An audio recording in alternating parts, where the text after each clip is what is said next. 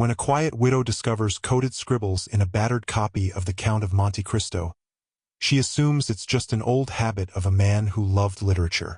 But as the cryptic marks begin to unravel a dangerous secret from her late husband's past, one chilling revelation changes everything, sending her on a tense, uncertain quest to uncover a covert mission that split his life in two.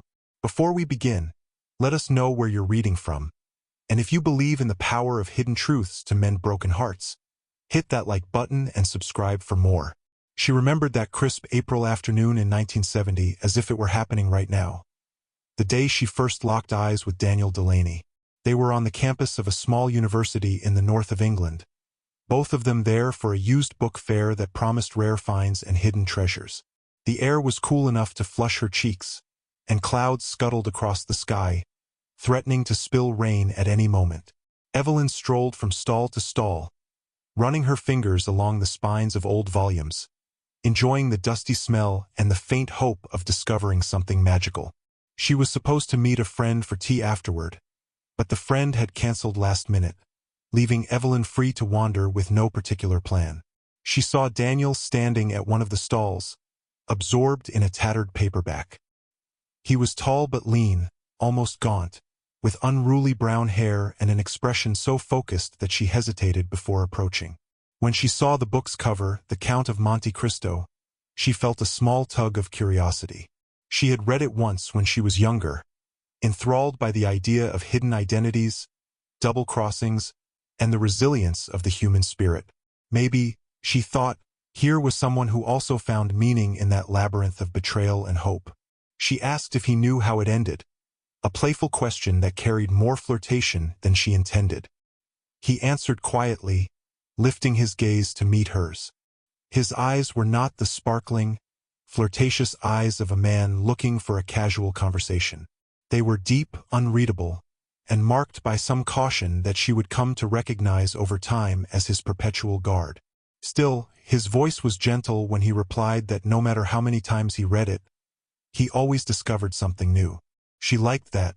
They chatted for a few minutes, and it felt as if the rest of the book fair vanished around them. He bought her a cup of tea from a nearby vendor when a breeze kicked up, and the warmth of the steam against her face seemed to match the sudden warmth in her chest when he smiled. They went for a walk after the book fair, strolling through a small park adjacent to the university. A stand of poplar trees swayed around them, and the wind carried a light drizzle that made them laugh as they dashed under a pavilion to avoid getting soaked. He asked about her life in small, careful increments, where she grew up, what she did for work, what her hobbies were. She told him she was a part-time librarian's assistant, that she loved to embroider, and that she dreamed of traveling to places she'd only seen in books. He listened more than he spoke, volunteering bits of his own story almost reluctantly. He was a visiting lecturer of some sort, or so he said, but the details were vague. Even so, there was a magnetic quality about him that made her want to draw closer. Later, she couldn't explain why, but it felt like they'd known each other for years rather than a couple of hours. 10 days after they met, they married in a modest courthouse ceremony. The rush bewildered her friends, many of whom were scandalized by the suddenness of it. "This is impulsive, Evelyn," one friend said worriedly. "What do you really know about him?" Evelyn couldn't articulate it clearly, but she felt sure about Daniel. Being with him felt like stepping into the calm center of a storm. She wore a simple white dress she had owned for years, and he borrowed a tie from a neighbor because he didn't have one of his own. No ring, no guests, just the two of them holding hands as the justice of the peace read the necessary vows. Their only small flourish was a silver locket Daniel clasped around her neck immediately after they were pronounced husband and wife. He brushed her hair aside and kissed the back of her neck, whispering, "I'll keep you safe," a phrase she would recall again and again in the years that followed. She was deliriously happy, certain that her life was about to unfold like a grand adventure. They rented a little flat near the university, where Daniel said he was still finishing some research obligations before exploring the next step in his career. It was cozy, filled with second-hand furniture, but it suited them. They spent evenings cooking together. He taught her how to prepare a traditional Irish stew, the aroma of onions and beef melding in the pot, and they fell asleep every night wrapped in each other's arms. She would lie awake sometimes, listening to his breathing, wondering about the quiet secrets behind his dark eyes. But she never pushed too hard. She assumed that trust would come with time. Only 2 weeks after the wedding, Daniel announced he had to go to Germany for a short academic trip.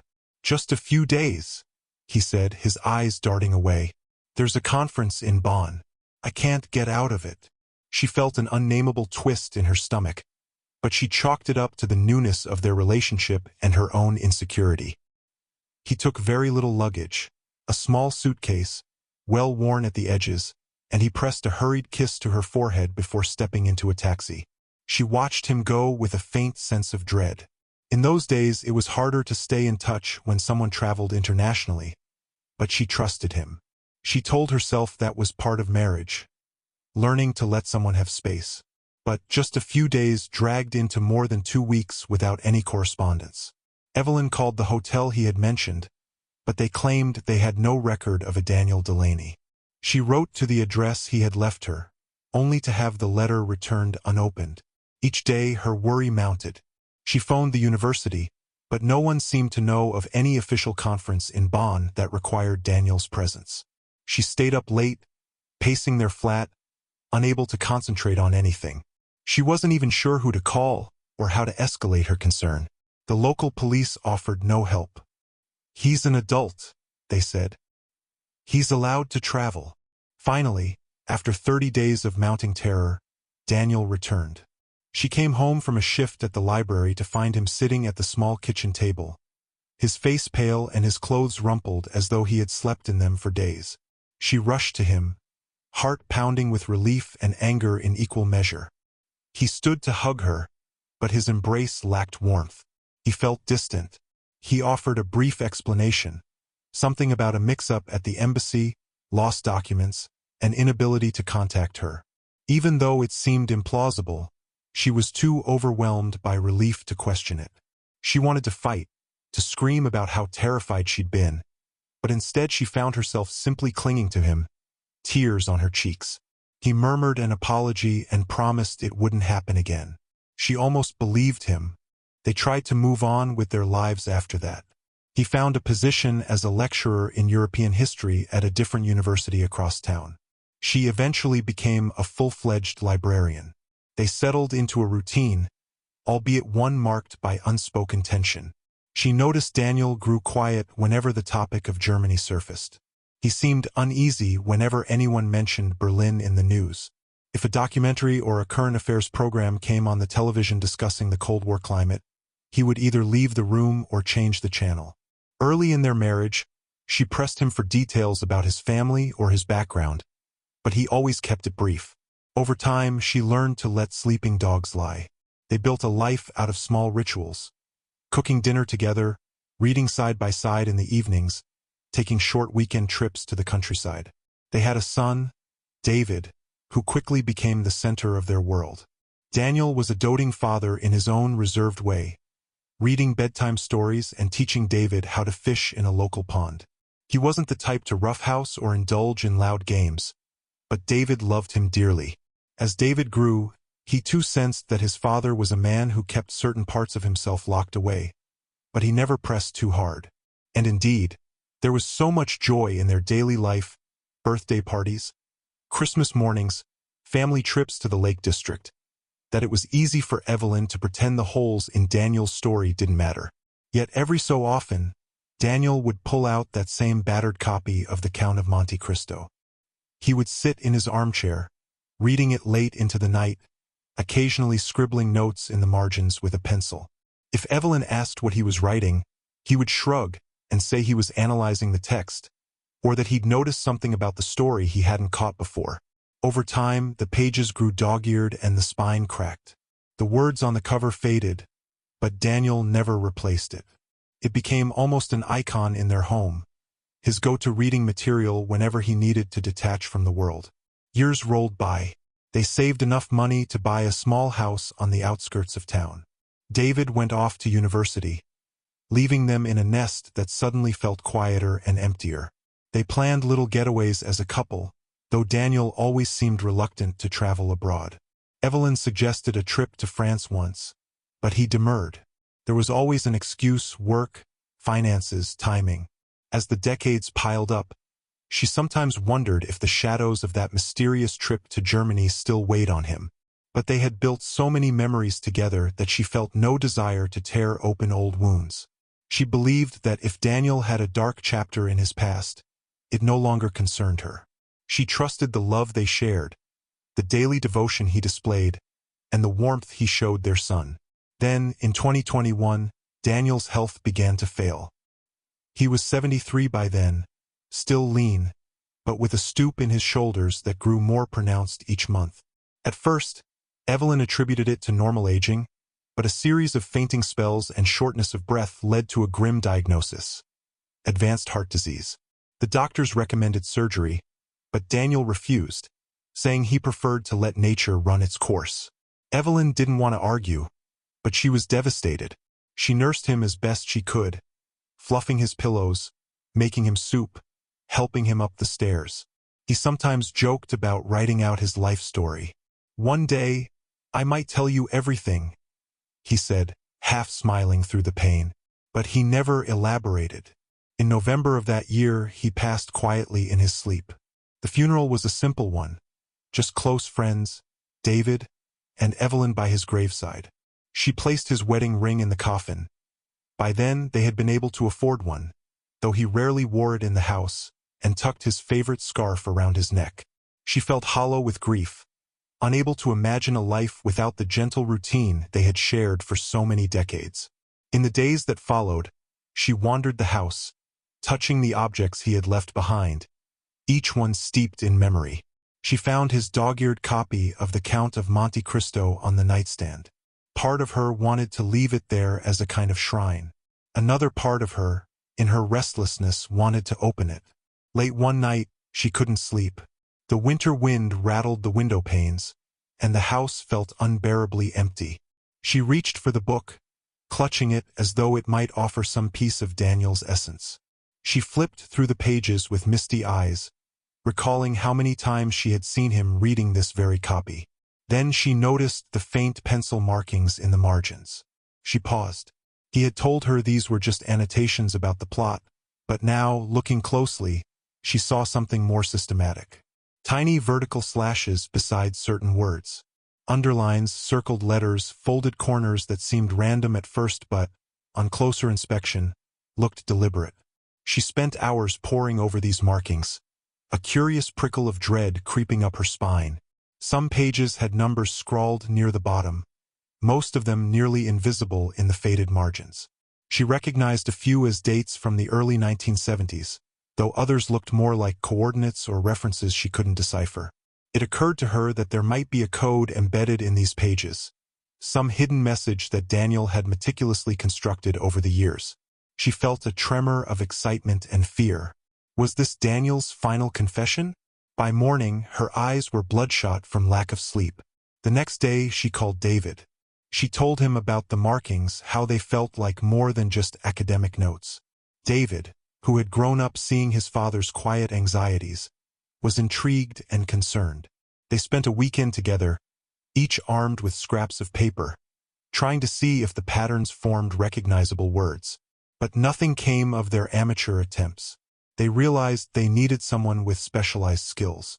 Through one of David's acquaintances, a friend from university who had once interned at a military museum, they were put in touch with Dr. Lena Harrow, a retired cryptanalyst who had spent time with GCHQ during the height of the Cold War. She was in her 70s, sharp as a tack, with quick eyes that seemed to read a person the way she might read a puzzle. She arrived at Evelyn's house with a no-nonsense air, a battered old briefcase filled with reference books and code wheels. She took the coffee Evelyn offered, then spread the copy of The Count of Monte Cristo open across the kitchen table, scanning page after page with an increasingly grave expression. "This is definitely a form of page cipher," she said at last, tapping a page lightly. "Look at how the underlined words correspond to these numbers in the margins. It's an old technique used quite often in mid-century intelligence circles. Each slash or underline can indicate a letter or part of a word. You combine them in a certain sequence and derive messages that are hidden in plain sight." Evelyn felt her stomach churn. Why would Daniel be using something like that?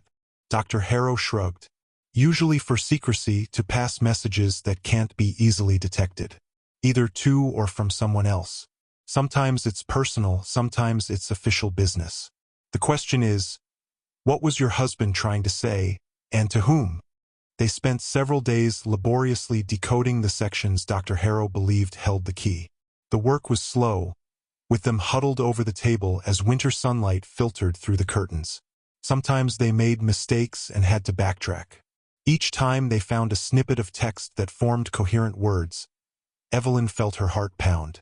The partial messages emerged like specters from the past. References to Berlin, to a mission gone wrong, to names she didn't recognize. One name, however, kept popping up in the fragments. Clara.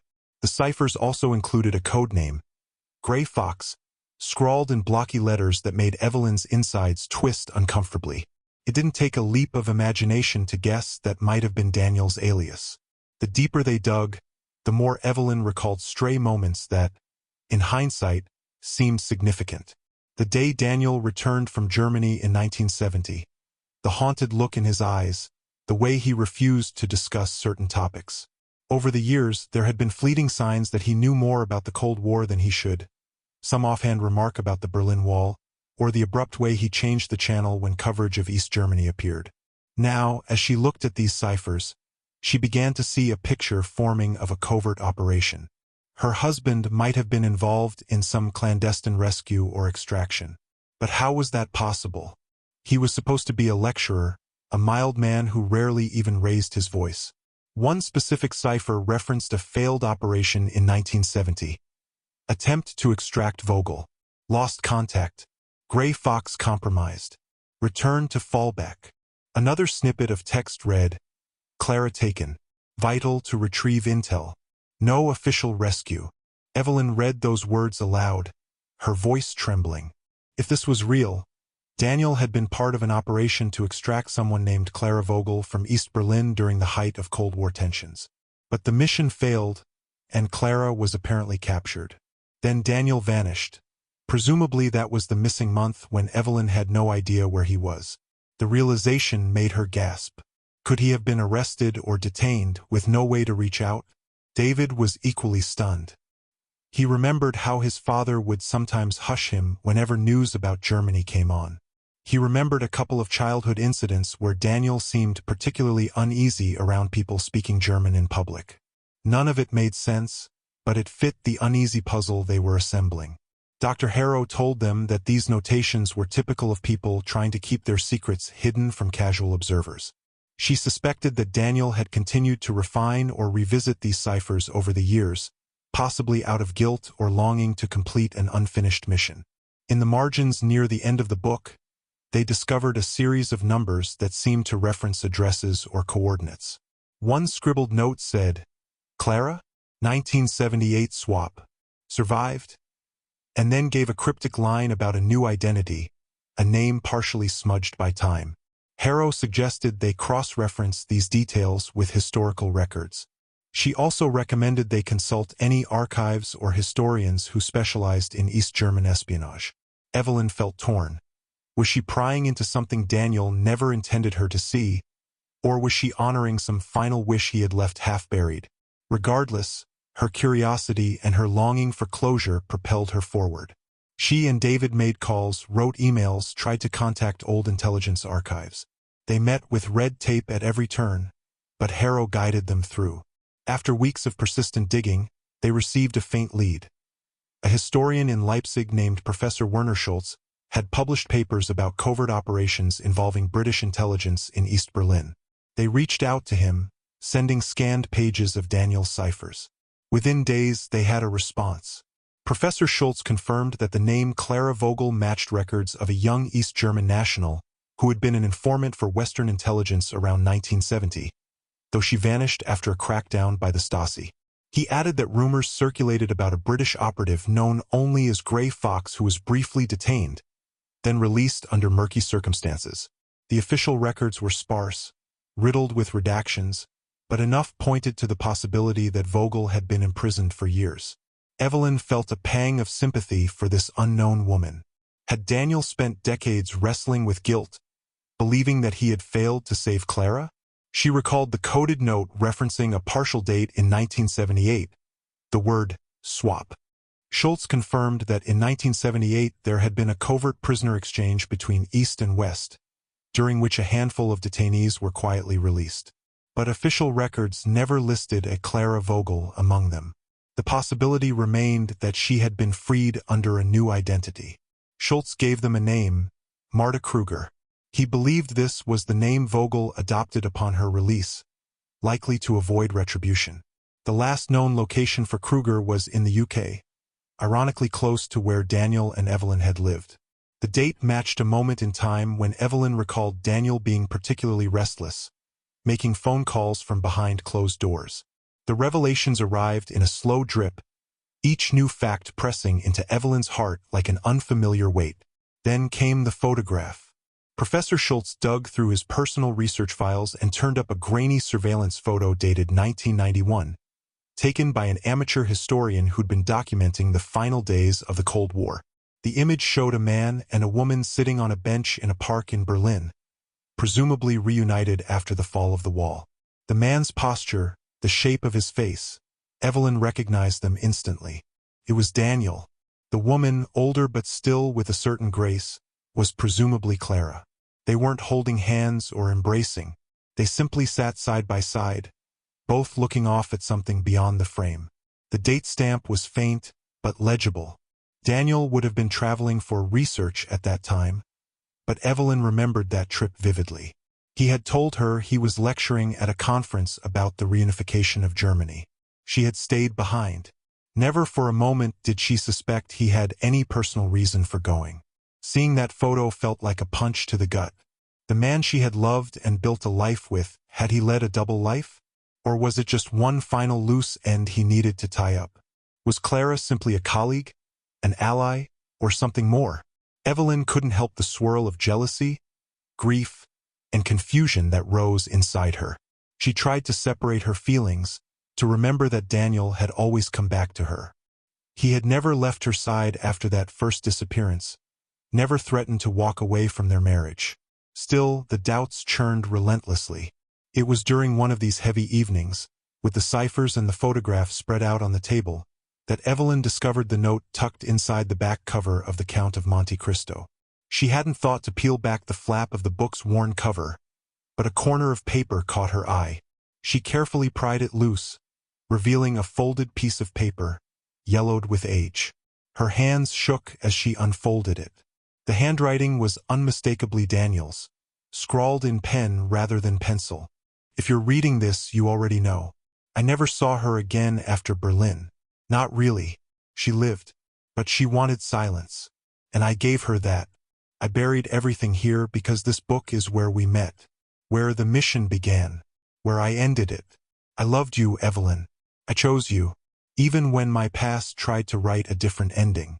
You were the chapter 1 finished. The rest, I didn't have the heart to erase. Evelyn sank into a chair, tears slipping down her cheeks. David, alarmed by her reaction, rushed over. She handed him the note, and his expression turned grave as he read. Together, they pieced together the final truth. The covert mission had begun under the pretense of Daniel being a lecturer in Germany, but in reality he was an intelligence operative, or at least cooperated with British intelligence. He had formed some bond with Clara Vogel, the informant he was meant to extract. The mission collapsed. Daniel was detained, released, and told to cut his losses. But the guilt never left him. He followed Clara's fate from afar, discovered she'd been freed under a new identity, and likely met her just once more in Berlin, enough to confirm she was alive. Then he kept his silence, returning to Evelyn to live out the life they had built. She wept not because she felt betrayed but because she understood. Daniel's hesitations, his random disappearances, his refusal to speak of Germany. All of it sprang from a deep wound, not from infidelity or a wish to leave her. He had lived with the knowledge that he couldn't save Clara at first, and then, when she was finally free, he respected her desire for anonymity. It struck Evelyn how lonely that must have been for him, to carry those secrets alone. The note assured her that he loved her. He chose her. That was the ending he wrote for himself. Over the next weeks, Evelyn found herself drifting through memories of her marriage. Each argument, each celebration, each quiet evening reading side by side took on a new resonance. She recalled his absences, the times he would stare into space with a look of deep regret. Now, she realized that those moments were likely spurred by thoughts of Clara or the mission. Perhaps he wondered if he could have done more, or if his captivity had cost Clara her freedom. She felt a wave of compassion for him. In a sense, Daniel had been living two parallel lives. The outward one with her, filled with affection and mundane joys, and the inward one that still lingered in the corridors of East Berlin, holding an unfinished story in its grip. David watched his mother carefully, worried that these revelations might break her. But she surprised him with her resilience. She said that, strangely, it brought her peace. The note Daniel left showed that he had never intended to overshadow their love with secrets. Rather, he had tried to protect her from the darkness of that past. She knew some might condemn his secrecy, but she forgave him wholeheartedly. He had loved her deeply, given her a stable, devoted partnership for decades, and fathered their son with tenderness. Nothing in the uncovered details negated that truth. Still, Evelyn felt a stir of curiosity about Clara, about what had become of her. Part of her wanted to contact this woman to say, "He never forgot you, but he chose to let you live in peace." Another part worried that dredging up the past would do more harm than good. She didn't want to intrude on Clara's new life, if she was even still alive. She mused over the 1991 photo. They had sat on that bench, likely sharing a moment of silent understanding. Perhaps that was the closure they both needed. Maybe Daniel's final kindness was to leave her to her own life, never speaking of it again. Evelyn decided not to pursue Clara further. She had found enough answers to let Daniel rest in peace. And so the months rolled on. She resumed her normal routines in a house that felt emptier than ever. Every day, she would walk past the table where the Count of Monte Cristo still lay. Sometimes she would pick it up, run her fingers over the worn binding, and think about the intricacy of the ciphers within. Dr. Harrow offered to help if there were any more hidden messages, but Evelyn politely declined. She sensed that everything that mattered had already been revealed. She wanted to preserve what was left of Daniel's personal puzzle, like a testament to the complexity of the man she loved. Now and then, she felt pangs of regret for not pressing Daniel sooner. She wondered if he had lived with a sense of isolation, longing to confide in her but too bound by loyalty or shame to do so. Yet the note he left suggested that he had made his peace with the situation. Perhaps the secrecy had been his final burden, something he carried willingly so that she could remain untouched by the dangerous world he once inhabited. She and David continued to talk about their discoveries, usually over Sunday dinners at his place. David admitted that he felt a mix of awe and sadness for the father he had known. He said it changed his perspective on certain childhood memories, like the time Daniel tensed up when a group of German tourists asked for directions, or the times Daniel would practice speaking German phrases under his breath, quickly reverting to English whenever someone walked in. David realized now that Daniel had been maintaining his language skills quietly, possibly in case he ever needed to slip back into that world. It made David proud, in a strange way, to think that his father had once been part of something bigger. At the same time, he wished Daniel had told him, so he could have understood him better before his death. Evelyn occasionally felt a spike of envy for Clara. It was irrational, she knew, because Daniel's final letter was clear. He loved Evelyn, he stayed with her. But the mind can play tricks. She would find herself wondering if, in some alternate world, Daniel and Clara would have ended up together, bound by their shared experiences in Berlin. Then she would look at the silver locket around her neck, the one Daniel had given her on their wedding day, and she would remember that he had promised to keep her safe. He had chosen her, and she believed him. She tried to channel her energy into gratitude for the years they had spent together, rather than resenting a past that neither she nor Daniel could change. One afternoon, Dr. Harrow came by for a final visit. She had found a small item in her personal records that might interest Evelyn, a copy of an old intelligence memo from 1970, heavily redacted, referencing a British operative codenamed Grey Fox. Harrow guessed it was Daniel. The memo stated that Grey Fox had been briefly detained by the Stasi, subsequently released under diplomatic pressure, and returned to the UK with instructions to cease further involvement. It mentioned a compromised local asset, presumably Clara, declared lost. Harrow explained that these instructions were common in that era. If an operation went wrong, the official stance was to pull out and abandon any compromised assets rather than risk a larger diplomatic scandal. So Daniel must have come home carrying the weight of that betrayal, forced to follow orders even though he clearly cared about Clara's fate. Reading that memo, Evelyn felt a surge of sorrow for Daniel. He had likely felt powerless, stuck between his duty to the intelligence service and his conscience. And so he had locked that part of himself away, trying to move forward with the life he built around Evelyn. The code in the margins of the Count of Monte Cristo was his only outlet.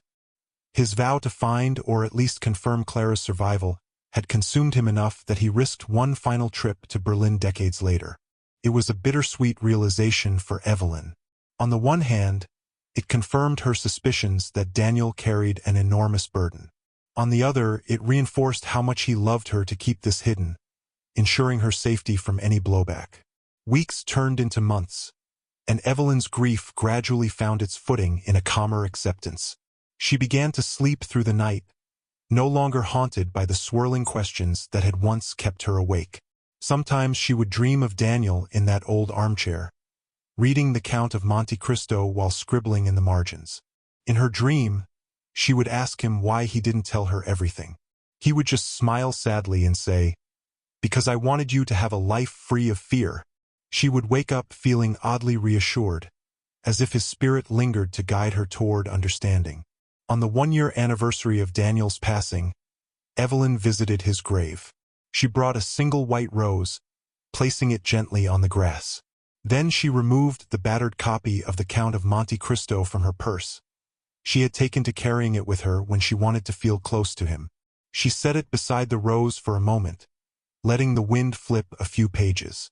In a quiet voice, she told Daniel that she forgave him for the secrets, that she was proud of the man he was, and that she hoped he had found peace. Then she picked the book up and walked away, the winter sun casting long shadows across the cemetery lawn. She continued her life in small but meaningful ways. She volunteered more hours at the local library, reading to children and organizing the dusty archives. She spent more time with David, sometimes inviting his family over for Sunday roasts. The emptiness in the house remained, but she filled it with the hum of the radio, the clatter of dishes, and the soft turning of pages in her beloved books. She took comfort in the mundane chores of daily life, a steady routine that grounded her in the present. Occasionally, she found herself at the window, lost in thought, remembering the girl she had been in 1970, the one who married Daniel on a whim, believing life was a romance novel waiting to be written. In many ways, that belief had been true, just not in the way she expected. There had been romance, but there had also been espionage, heartbreak, hidden chapters. She realized now that people were rarely just one thing. They carried entire worlds inside them, worlds that might never intersect with the surface of an ordinary marriage. Yet love had a way of bridging even the darkest gaps. Perhaps that was what Daniel taught her. About 2 years after Daniel's death, on a gray autumn day, Evelyn received a letter with no return address. The handwriting on the envelope was delicate, unfamiliar. She opened it carefully, her heart racing in anticipation of another secret. Inside was a brief note. "Dear Mrs. Delaney, I hope this reaches you well. I have debated for months whether to write. My name is Marta Kruger, though once I was someone else. I wanted to express my condolences for your loss and my gratitude to your husband, who never forgot me. I know the cost he paid. He showed me a kindness once, and I have carried it with me. I ask only that you respect my wish for quiet. I treasure the peace I have now. But I needed you to know that Daniel spoke of you with great love, and he was true to you always. With respect, Marta." Evelyn stood there, hand trembling, tears forming at the corners of her eyes. She read the letter again and again, each word resonating with a quiet finality. So Clara, or Marta, had found a way to reach out, perhaps discovering that Evelyn knew the full story now. She wasn't asking for a meeting or more conversation. She simply wanted to give thanks, to let Evelyn know that Daniel's heart had remained faithful, even as he sought closure for a past that bound them both. Evelyn felt a rush of emotion, a sense of completion. She realized that the last missing puzzle piece had been placed. Marta Vogel was alive, well, and grateful to Daniel. There was no rivalry, no star-crossed romance continuing in secret. Instead, there was just history, layered and complex, sealed away with quiet respect. Evelyn folded the letter and placed it in the back of the Count of Monte Cristo, slipping it into the same place where Daniel's note had been hidden. She let out a shaky breath, feeling that, at last, Daniel's story had reached its final page. She whispered a soft thank you to the air, unsure if Marta would ever hear it or if Daniel would sense her gratitude from wherever he was now. Life continued. In time, Evelyn decided to pass the battered book on to David, explaining the entire story so that he could understand the father who raised him and the secrets that shaped him. David was touched by the gesture. He said he would keep the book safe, treat it almost like a family heirloom. They both agreed that it should remain in the family, not dissected by archivists or historians. Daniel had placed his confessions there for them, not for the world at large. Yet sometimes David would say, "Mom, do you think we should let historians or the government see these notes? Dad might have tried to blow the whistle on something." Evelyn would shake her head. She believed Daniel's note made it clear that this was a personal matter, not a public crusade. Releasing it might drag Marta into unwanted scrutiny. Besides, the Cold War was long over, and any intelligence Daniel carried was likely obsolete. The best they could do was honor the memory of a man who had done his duty, tried to save someone, and carried the guilt of failure for decades. They never heard from Marta again. Evelyn imagined her living somewhere quiet, perhaps near the coast, finally free from the shadows of her former life in East Berlin. She pictured her doing ordinary things, shopping for groceries, taking walks in a local park, maybe even feeding pigeons by a pond. She hoped Marta had found peace. The letter she sent suggested that she had, at least, found enough closure to reach out in gratitude. As the years slipped by, Evelyn sometimes revisited Daniel's final note. She would sit by the window, watch the swaying branches of the willow tree in her front garden, and read his words. "You were the chapter 1 finished. The rest, I didn't have the heart to erase." She found comfort in that. It made her feel that she had been the stable center of his life, the reason he was able to put down roots and create a family. If he had chosen another path, he might have continued in espionage, chasing old ghosts and risking the same dangers that nearly took him in 1970. But he left all that behind. He gave her decades of warmth, and in her mind that was an act of profound love. Of course, doubt sometimes flickered at the edges of her contentment. She would question whether Daniel might have still had deep feelings for Clara. But the more she reflected on his final note, the more she believed that what he felt was not romantic longing, but rather a moral responsibility to ensure Clara was safe. Once he confirmed she had survived and found her own life, he let her go. He returned to Evelyn, body and soul. She reminded herself that love in real life was often complicated, shaped by experiences that predate or exist alongside a marriage. That didn't diminish the love she shared with Daniel. It only added layers to the man he was. In her twilight years, Evelyn found herself becoming something of a confidant to others who struggled with secrets or regrets. A niece once came to her, distraught because her fiancé had kept a major family issue from her. Evelyn listened, nodded, and gently advised that sometimes people hide painful truths out of fear, not malice. She didn't disclose her own long journey, but the empathy she offered was shaped by her experiences with Daniel. She had learned that genuine love could survive revelations if it was built on a bedrock of devotion. By the time Evelyn reached her 80s, she was content with how Daniel's story had ended, even if not every question had an answer. The ciphers in the Count of Monte Cristo remained a testament to the lengths he went to protect the ones he cared about. Occasionally, David or his children would ask about their grandfather's mysterious past. Evelyn would smile and say, He was a good man who did what he had to do. That's all you need to remember. And sometimes, on quiet evenings, she would imagine Daniel and Clara on that Berlin Park bench in 1991. The weight of the Cold War lifting around them, the city transforming with the fall of the wall.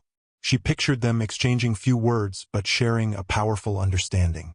Perhaps they acknowledged the heartbreak and moved on in separate directions, concluding a chapter that had begun so many years before. She also remembered that day in 1970, the swirling breeze, the stand of poplar trees, and the drizzle that forced her and Daniel under the pavilion. In hindsight, she saw a certain symmetry. The Count of Monte Cristo was a story of secrets, identity swaps, and eventual redemption. Daniel must have resonated with that narrative in ways she couldn't have understood then. He found something in that book that echoed his own life, a life shaped by codenames, hidden missions, and an unwavering love he didn't quite know how to express outside the margins of a dusty paperback. In her final reflections, Evelyn believed that not every truth demands a full unveiling. Some truths belong in quiet corners, like sealed letters or coded passages that are discovered only when the time is right. Daniel's final gift was that note, the unveiling of a hidden history that might have shattered a lesser bond. But for Evelyn, it reinforced the profound intimacy they shared, the knowledge that she had been his safe harbor. Even if he hadn't told her everything, he had given her what mattered most, a life filled with gentle devotion. And in the end, that was enough. Now, looking at the setting sun through her window, the soft glow illuminating her living room, Evelyn turns the final page in her memory. She holds the Count of Monte Cristo in her lap, the battered spine cradled against her palm. The ciphers inside no longer feel like a haunting puzzle. They feel like a bridge, stretching back to the man who loved her enough to keep her at the center of his world, even while a hidden corner of his heart belonged to a different war. She draws a deep breath, closes her eyes, and smiles. If Daniel were beside her, she would say, "I understand," and she hopes he would smile back. What about you? Would you have scoured every margin of that book, pressing for every last detail, or let the silence remain undisturbed? Do you believe love can flourish even when shaped by secrets? Comment below and let us know. And if you believe that sometimes, a quiet devotion can speak louder than any confession, tap that like button and subscribe for more stories of hidden truths and the hearts they change. Thanks so much for watching this video to the end. If you enjoyed this video, please consider liking this video and subscribing to the channel for more stories like this. See you next time.